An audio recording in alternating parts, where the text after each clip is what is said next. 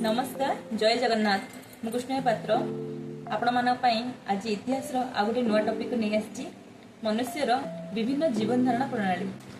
आम देश भारतर सबुठारु पुराना ग्रंथ होछि वेद। वेद शब्दर अर्थ होछि ज्ञान। सर्वमोट 4टी वेद रही ऋग्वेद, सामवेद, यजुर्वेद, अथर्ववेद। ऋग्वेदटी सर्वप्रथम पंजाब अंचल रचना करा जायतिला। अन्य 3टी वेद को गंगा नदी उपत्यका रचना करा जायछि। वेद होछि आर्य मानकर ग्रंथ। वेदर मंत्र गुड़ी को मुनि ऋषि माने संस्कृत भाषा रे मौखिक रचना करथिले। अनेक दिन पर जेतेबेले मनुष्य लिखि सिखिला सेतेबेले एही वेद गुड़ी को लेखा गला। प्रथमे एही वेद गुड़ी को सुनी सुनी मन रखाउथला। तेणु वेदर अन्य नाम होछि श्रुति। प्रायतः ख्रीष्टपूर्व 1500 मसीहा अर्थात 3500 वर्ष पूर्वे ऋग्वेदर रचना कराइथिला बोली विश्वास करा जाय। एहाकु 10टी भाग बा मंडल रे विभक्ति करा जायछि। एथिरे इंद्र, अग्नि, वरुण, मित्र आदि देवतांको उद्देश्य रे प्रार्थना रहिछि। ऋग्वेद सहित ईरान रो सबुठारु प्राचीन ग्रंथ अवस्थार अनेक सामंजस्य रहिछि। साम अर्थ होछि ज्ञान। सामवेद रे अनेक संगीतमय प्रार्थना थिला बेले यजुर्वेद रे अनेक धर्म और पूजा अर्चनार पद्धति रही और अथर्ववेद रे भूत प्रेत को दूर करिवार अनेक मंत्र मध्य रही।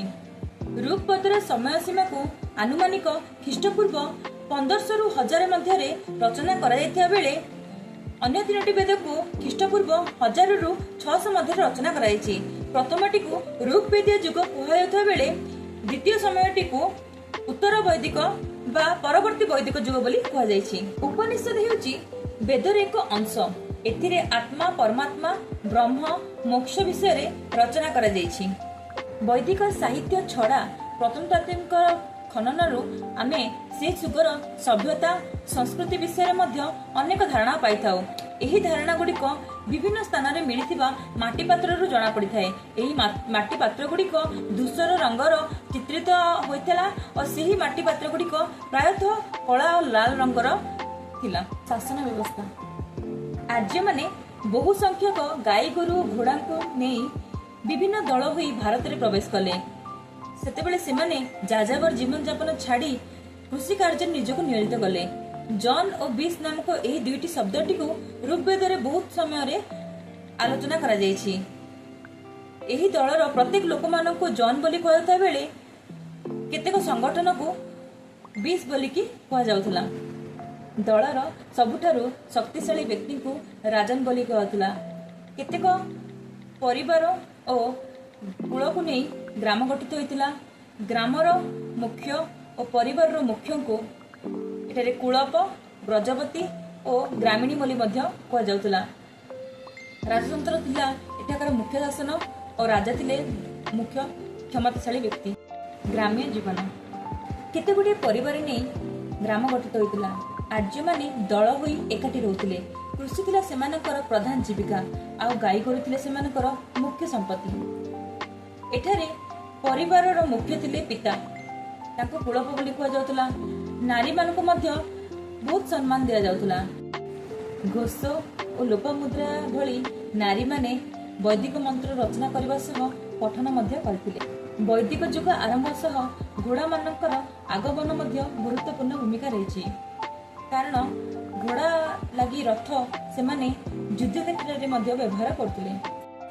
आर्य मानक 3टी श्रेणी विभक्ति कराइथिला। प्रथम थिला शासक श्रेणी, सेतिरे राजा तांकर कर्मचारी और योद्धा रहउथिले। द्वितीय श्रेणी रे पुरोहित माने आसुथिले और तृतीय श्रेणी रे साधारण लोक माने आसुथिले। ऋग्वेद समयर शेष आड़ को एही समाज को 4टी श्रेणी रे विभक्ति करा गला। ब्राह्मण जो माने पूजा अर्चना करिवे, क्षत्रिय जो माने युद्ध करिवे, वैश्य जो माने वणिक भाव रे और शस्य उत्पादन करिवे, शूद्र जो माने कि एही 3टी उपरोक्त 3टी श्रेणी रो लोक मानक सेवा करिवे। लोक माने दुग्ध और दुग्धजात द्रव्य को बहु परिमाण रे व्यवहार करथिले। से माने फल रस, विभिन्न प्रकार पनीपरिबा, डाली जातीय और मांस इत्यादि को मध्य खाद्य हिसाब रे ग्रहण करथिले। वैदिक युगर परवर्ती समय रे धान चाष मध्य से माने करुथिले। से माने पीबा पई सोमरस और सुरा को व्यवहार मध्य करुथिले। ଗହମ ଆଉ ଯଅ ଥିଲା ସେମାନଙ୍କର ପ୍ରଧାନ ଖାଦ୍ୟ। ଆଦିକ ଯୁଗର ଲୋକମାନେ ଅଧିକ ଧର୍ମ ବିଶ୍ୱାସୀ ଥିଲେ। ସେମାନେ ପ୍ରକୃତିର ବିଭିନ୍ନ ଶକ୍ତିକୁ ପୂଜା ମଧ୍ୟ କରୁଥିଲେ। ଉଷା, ଅଗ୍ନି, ବରୁଣ, ଇନ୍ଦ୍ର ଇତ୍ୟାଦି ଦେବତାଙ୍କୁ ସେମାନେ ପୂଜା କରୁଥିଲେ। ପୃଥିବୀକୁ ମଧ୍ୟ ସେମାନେ ମାତୃଦେବୀ ହିସାବରେ ପୂଜା କରୁଥିଲେ। ସେମାନେ ଦେବାଦେବୀଙ୍କୁ ସନ୍ତୁଷ୍ଟ କରିବା ପାଇଁ ବିଭିନ୍ନ ଯଜ୍ଞାନୁଷ୍ଠାନ ମଧ୍ୟ କରୁଥିଲେ। ଘିଅ ଓ ଦୁଗ୍ଧକୁ ସେମାନେ ଅଗ୍ନିଙ୍କୁ ସମର୍ପଣ ମଧ୍ୟ କରୁଥିଲେ। ସମସାମୟିକ ତାମ୍ରପ୍ରସ୍ତର ଯୁଗର ମାନବର ବସତି। ଇନାମଗାଁଓ ମହାରାଷ୍ଟ୍ର ପ୍ରଦେଶର ଭୀମା ନଦୀର ଶାଖା ନଦୀ ଘୋଦ ନିକଟରେ ଇନାମଗାଁଓ ଅବସ୍ଥିତ। ଯେତେବେଳେ ଭାରତର ଉତ୍ତର ପଶ୍ଚିମ ପଞ୍ଜାବ ଅଞ୍ଚଳ ଓ ଗଙ୍ଗା ନଦୀ ଅବବାହିକାରେ ଆର୍ଯ୍ୟମାନଙ୍କର ସଭ୍ୟତା ବିକାଶ କରୁଥିଲା, ସେତେବେଳେ ଇନାମଗାଁଓ ଅଞ୍ଚଳରେ ତାମ୍ରପ୍ରସ୍ତର ଯୁଗର ବିକାଶ ଲାଭ କରିଥିଲା। ପ୍ରତ୍ନତତ୍ତ୍ୱବିଦମାନେ ବିଶ୍ୱାସ କରନ୍ତି ଯେ ଏହି ଯୁଗ ପ୍ରାୟତଃ ଖ୍ରୀଷ୍ଟପୂର୍ବ 1500 ରୁ 600 ମଧ୍ୟରେ 900 ବର୍ଷ ପୂର୍ବେ ଏହି ସଭ୍ୟତା ଗଢ଼ି ଉଠିଥିଲା। ଏହି ପ୍ରତ୍ନତତ୍ତ୍ୱବିଦମାନଙ୍କ ଖନନରୁ 134ଟି ଚାରିକୋଣିଆ ବିଶିଷ୍ଟ ଘର ନିର୍ମାଣ କରାଯାଇଛି। ଏହି ଘରଗୁଡ଼ିକ 1 କୋଠରୀ ବା 2 କୋଠରୀ ବିଶିଷ୍ଟ ଥିଲା। ଯେଉଁ ଘରରେ 5 କୋଠରୀ ଥିଲା, ସେହି ଘରମାନଙ୍କରେ ଶାସକମାନେ ବାସ କରୁଥିଲେ ବୋଲି ବିଶ୍ୱାସ କରାଯାଏ। ହରପ୍ପା ସଭ୍ୟତାର ଶସ୍ୟାଗାର ଭଳି ଏଠାରେ ମଧ୍ୟ ଶସ୍ୟାଗାର ଦେଖିବାକୁ ମିଳେ। ଅଣ୍ଡାକୃତି ବା ଦୀର୍ଘ ଗାତ ଆକୃତିର ଚୁଲିଗୁଡ଼ିକ ସେମାନେ ବ୍ୟବହାର କରୁଥିଲେ। ଏହି ଚୁଲିଟି ପ୍ରାୟତଃ ଘର ଭିତରେ ଏବଂ ବାହାରେ ଦେଖାଯାଉଥିଲା। ସେମାନେ ବିଭିନ୍ନ ଗାତ କରିକି ନିଜର ଶସ୍ୟର ଜିନିଷ ଗୁଡ଼ିକ ସାଇତି ରଖୁଥିଲେ ଓ ଅନ୍ୟ କେତେ ଗାତ ଗୁଡ଼ିକରେ ସେମାନେ ଅଳିଆ ଆବର୍ଜନା ମଧ୍ୟ ଫିଙ୍ଗୁଥିଲେ। ଲାଲ ଓ କଳା ରଙ୍ଗର ମାଟି ପାତ୍ରକୁ ସେମାନେ ବ୍ୟବହାର କରୁଥିଲେ। ପ୍ରସ୍ତର ଯୁଗର ବିଭିନ୍ନ ଅସ୍ତ୍ରଶସ୍ତ୍ର ବ୍ୟବହାର କରି ସେମାନେ କଞ୍ଚା ମାଂସକୁ କାଟୁଥିଲେ ଏବଂ ପଶୁପକ୍ଷୀ ମାନଙ୍କର ଚମଡ଼ା ମଧ୍ୟ ସେଥିରେ ଛଡାଉଥିଲେ। ସେମାନେ ତମ୍ବାର ମଧ୍ୟ ବ୍ୟବହାର ଜାଣିଥିଲେ। ତମ୍ବାର ମଧ୍ୟ ବିଭିନ୍ନ ଅସ୍ତ୍ରଶସ୍ତ୍ର ମଧ୍ୟ ତିଆରି କରିଥିଲେ। ଇନାମଗାଁଓର ଲୋକମାନେ ରାଜସ୍ଥାନରୁ ତମ୍ବା ଆଣୁଥିଲେ। ସେମାନେ ବିନ୍ସ, କଣ୍ଟା, ତମ୍ବା ମୁନ ଇତ୍ୟାଦି ହାତ ହତିଆର ବ୍ୟବହାର କରୁଥିଲେ। ସେମାନେ ବିଭିନ୍ନ ପ୍ରକାର ମାଳି, ଚୁଡ଼ି ଇତ୍ୟାଦି ଯାହାକି ତମ୍ବାରୁ ତିଆରି ହୋଇଥିଲା ତାହା ମଧ୍ୟ ସେମାନେ ବ୍ୟବହାର କରୁଥିଲେ। ସେହିପରି କେତୋଟି ମାଟିର ମୂର୍ତ୍ତି ମଧ୍ୟ ଆବିଷ୍କାର କରାଯାଇଛି, ଯାହାକି ପୋଡ଼ା ଇଟାରୁ ବା ପୋଡ଼ା ମାଟିରୁ ତିଆରି ହୋଇଛି ବୋଲି ବିଶ୍ୱାସ କରାଯାଏ। ଏହି ମାଟି ମୂର୍ତ୍ତି ଗୁଡ଼ିକ ସେମାନେ ଖେଳନା କିମ୍ବା ଧର୍ମ କାର୍ଯ୍ୟରେ ବ୍ୟବହାର କରୁଥିଲେ ବୋଲି ବିଶ୍ୱାସ କରାଯାଇଛି। ଇନାମଗାଁଓରେ କିଛି ସମାଧିର ମଧ୍ୟ ସନ୍ଧାନ କରାଯାଇଛି। ଏହି ସମାଧି ଗୁଡ଼ିକ ପ୍ରାୟତଃ ପୁରୁଷମାନଙ୍କର, କାରଣ ଏଠାରେ ପ୍ରାୟତଃ ପୁରୁଷମାନଙ୍କର ଅସ୍ଥି ଦେଖିବାକୁ ମିଳିଛି। ଏହି ମୃତକ ଲୋକମାନଙ୍କର ମସ୍ତକକୁ ଉତ୍ତର ଦିଗ ପଟେ ଶୁଆଇ ସମାଧି ଦିଆଯାଉଥିଲା ଏବଂ ସମାଧିକୁ ସେମାନେ ଘର ଭିତରେ ମଧ୍ୟ ଦେଉଥିଲେ। ଏହି ସମାଧି ଗୁଡ଼ିକ ମୁଣ୍ଡ ଉପରେ ସେମାନେ କିଛି ଖାଦ୍ୟ ଓ ପାନୀୟ ଥିବା ପାତ୍ର ଗୁଡ଼ିକ ମଧ୍ୟ ରଖୁଥିଲେ। ସେମାନେ ମାତୃ ଉପାସକ ମଧ୍ୟ ଥିଲେ। ଇନାମଗାଁଓର ଲୋକମାନେ ଗହମ, ଯଅ, ମକା, ଧାନ, ଶିମ୍ବ ଆଦି ଅନେକ ଶସ୍ୟର ଉତ୍ପାଦନ କରୁଥିଲେ। ଗୋରୁ, ଗାଈ, ମେଣ୍ଢା, ଛେଳି, ଘୁଷୁରୀ ଇତ୍ୟାଦି ପଶୁକୁ ମଧ୍ୟ ପାଳନ କରିଥିଲେ। କୁମ୍ଭୀର, କଇଁଚ, ମାଛ ଇତ୍ୟାଦି ଅସ୍ଥିମାନଙ୍କର ମଧ୍ୟ ସନ୍ଧାନ ସେଠାରେ ମିଳିଛି। ତ ମାଛ, ମାଂସ, ଅଣ୍ଡା, କ୍ଷୀର, ଖଜୁରୀ, ଜାମୁ ଇତ୍ୟାଦି ମଧ୍ୟ ସେମାନେ ଖାଉଥିଲେ। ପ୍ରାୟତଃ 900 ବର୍ଷର ବିକାଶ ଘଟିବା ପରେ ଇନାମଗାଁଓ ସଭ୍ୟତାଟି ଧୀରେ ଧୀରେ ପତନ ଆଡ଼କୁ ଗତିଗଲା। ଜମିର ଅନୁର୍ବରତା ଓ ବର୍ଷାର ମଧ୍ୟ ଅଳ୍ପ ପରିମାଣ ହେତୁ ଏହି ସଭ୍ୟତାଟି ଧୀରେ ଧୀରେ କୃଷି କାର୍ଯ୍ୟ ଛାଡ଼ି ଯାଯାବର ଜୀବନଯାପନ ଉପରେ ଧ୍ୟାନ ଦେଲା। ପ୍ରାୟତଃ ଖ୍ରୀଷ୍ଟପୂର୍ବ 1800 ରୁ 1200 ମଧ୍ୟରେ ବେବିଲୋନ ଓ ତାର ନିକଟବର୍ତ୍ତୀ କେତେକ ଅଞ୍ଚଳରେ ହିଟାଇଟ୍ ନାମକ ଲୋକମାନେ ଲୁହାର ବ୍ୟବହାର ଜାଣିଲେ। ସେମାନେ କିପରି ଲୁହାକୁ ତରଳାଇ ସେଥିରୁ ଅସ୍ତ୍ରଶସ୍ତ୍ର ତିଆରି କରାଯିବ ସେ ବିଷୟରେ ଧାରଣା ପାଇଥିଲେ, ଯାହାଫଳରେ ଧୀରେ ଧୀରେ ଆର୍ଯ୍ୟମାନେ ମଧ୍ୟ ଏହି ଜ୍ଞାନ ଲାଭ କରିବା ପରେ ସେହି ଅଞ୍ଚଳର ଜଙ୍ଗଲ ଗୁଡ଼ିକୁ ଧୀରେ ଧୀରେ ଲୋପ କରିବାକୁ ଲାଗିଲେ।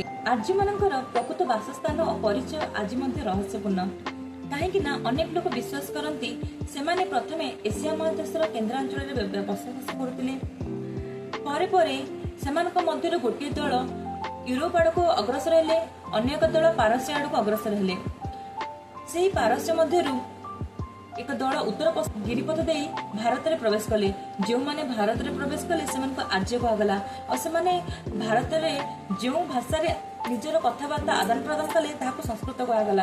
ବିଭିନ୍ନ ଦଳରେ ଆର୍ଯ୍ୟମାନେ ସିନ୍ଧୁ, ବିତାସ୍ତା, ଚନ୍ଦ୍ରଭାଗା, ବିପାଶା, ଇରାବତୀ, ଶତଦ୍ରୁ ଇତ୍ୟାଦି ନଦୀ ନିକଟବର୍ତ୍ତୀ ଅଞ୍ଚଳମାନଙ୍କରେ ରହିବାକୁ ଆରମ୍ଭ କଲେ। ଏହି ନଦୀକୁ କାଳକ୍ରମେ ସପ୍ତ ସିନ୍ଧୁ ବୋଲି ମଧ୍ୟ କୁହାଗଲା। ଏହି ଅଞ୍ଚଳକୁ ବ୍ରହ୍ମାବର୍ତ ନାମରେ ମଧ୍ୟ ନାମିତ କରାଯାଏ। ଜନପଦ ଓ ମହାଜନପଦ। ଋଗ୍ବେଦୀୟ ଯୁଗର ଜନଜାତି ରାଷ୍ଟ୍ର ବ୍ୟବସ୍ଥା ପରବର୍ତ୍ତୀ ସମୟରେ କ୍ଷତ୍ରିୟ ରାଷ୍ଟ୍ର ବ୍ୟବସ୍ଥାରେ ପରିଣତ ହେଲା। ରାଷ୍ଟ୍ରଗୁଡ଼ିକକୁ ଏକ ଭୌଗୋଳିକ ସୀମା ମଧ୍ୟରେ ଆବଦ୍ଧ କରାଗଲା। ଏହାକୁ ଜନପଦ ବୋଲି କୁହାଗଲା। ଜନପଦ ଗୁଡ଼ିକ ସେଠାକାର ଜାତିର ନାମ, ବାସ କରୁଥିବା ପ୍ରମୁଖ ଜାତିର ନାମ ହିସାବରେ ନାମିତ କରାଗଲା।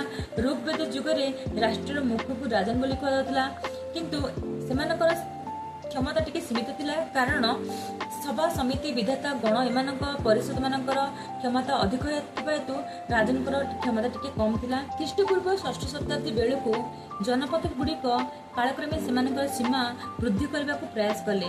ଏହି ସୀମା ଗୁଡ଼ିକ ବୃଦ୍ଧି କରି ସେମାନେ ଜନପଦରୁ ମହାଜନପଦରେ ପରିଣତ ହେଲେ। ତ ହିସାବରେ ଖ୍ରୀଷ୍ଟପୂର୍ବ 600 ବେଳକୁ ଉତ୍ତର ଭାରତରେ ପ୍ରାୟତଃ 16ଟି ମହାଜନପଦ ତିଆରି ହୋଇସାରିଥିଲା। ସେମାନଙ୍କ ମଧ୍ୟରୁ କୋଶଳ, ମଗଧ, ବତ୍ସ, ଅବନ୍ତୀ ଇତ୍ୟାଦି ମହାନ ଶକ୍ତିଶାଳୀ ମହାଜନପଦ ଥିଲେ। ଏହା ଛଡ଼ା ସେତେବେଳେ କେତୋଟି ଗଣରାଷ୍ଟ୍ର ମଧ୍ୟ ଥିଲେ। ପରବର୍ତ୍ତୀ କାଳରେ ରାଜା ବିମ୍ବିସାର ଓ ଅଜାତଶତ୍ରୁଙ୍କ ସମୟରେ ମଗଧ କାଳକ୍ରମେ ଅନ୍ୟ କେତୋଟି ମହାଜନପଦ ଉପରେ ଅଧିକାର କରି ସେ ଏକ ଶକ୍ତିଶାଳୀ ରାଷ୍ଟ୍ରରେ ପରିଣତ ହୋଇଥିଲା। ପ୍ରତ୍ୟେକ ମହାଜନପଦର ରାଜଧାନୀ ଓ ପ୍ରମୁଖ ମୁଖ୍ୟ ସହର ଓ ସ୍ଥାନମାନ ମଧ୍ୟ ଥିଲା ଓ କେତୋଟି ମହାଜନପଦରେ ଦୁର୍ଗମାନ ମଧ୍ୟ ସ୍ଥାପନ କରାଯାଇଥିଲା, ଯାହାଦ୍ୱାରା କି ସେମାନେ ସୈନ୍ୟବାହିନୀ ମାନଙ୍କୁ ଅଧିକ ଶକ୍ତିଶାଳୀ ଓ ସୁଦୃଢ଼ କରିପାରୁଥିଲେ। ବିଭିନ୍ନ ରାଜାମାନେ ସେମାନେ ନିଜର ଶକ୍ତିକୁ ବୃଦ୍ଧି କରିବା ପାଇଁ ରାଜସ୍ୱ ଓ ଅଶ୍ୱମେଧ ଯଜ୍ଞ ମଧ୍ୟ ଆରମ୍ଭ କରିଥିଲେ। ଏ ଥିଲା ଆଜିର ଆମର ଟପିକ୍, ଲୋକଙ୍କର ବିଭିନ୍ନ ଜୀବନ ଧାରଣା ପ୍ରଣାଳୀ। ମୁଁ ଆଶା କରେ ଆଜିର ଟପିକ୍ଟି ସମସ୍ତଙ୍କୁ ଭଲ ଲାଗିଥିବ। ଯଦି ଭଲ ଲାଗିଛି ତାହେଲେ ଲାଇକ୍ ଆଣ୍ଡ ସେୟାର କରିଦେବେ। ଆଉ ଯେଉଁମାନେ ଆଜି ପର୍ଯ୍ୟନ୍ତ ମୋର ଚ୍ୟାନେଲକୁ ସବସ୍କ୍ରାଇବ୍ କରିନାହାନ୍ତି ପ୍ଲିଜ୍ ସବସ୍କ୍ରାଇବ୍ କରିଦେବେ। ରହିଲି, ଧନ୍ୟବାଦ।